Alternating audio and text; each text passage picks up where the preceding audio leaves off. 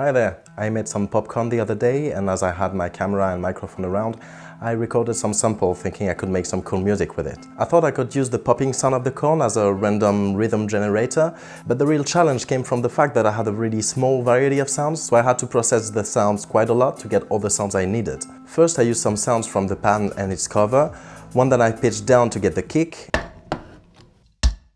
and two that I added reverb on to get my snare drums.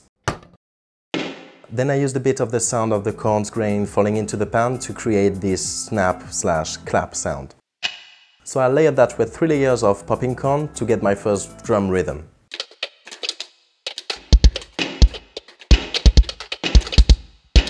The sound I've probably used the most is the sound of the ticking timer. I don't know if you can hear it well, but there is a lot of the oven humming below it.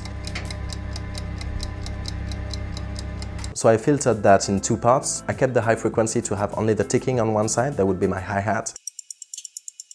And I kept only the low frequency to have only the humming of the oven on the other side. Then I saturated it a lot to get this sample. And I used that sample to create my bass, but also my keyboard sound by pitching it up. And that was super interesting what happened, because the saturation I used on it before made it sound like one of those lo-fi keyboards.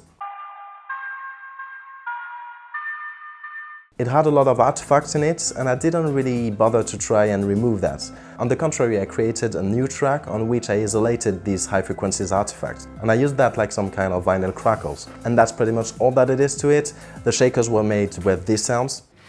And in the end, I used some of the sound of me and my girlfriend talking in the footage, but it's all chopped and pitched up between 7 and 10 semitones. All arranged to make a song. Here is what I ended up with. All the sounds are from the footage of when I made some popcorn. I hope you like it.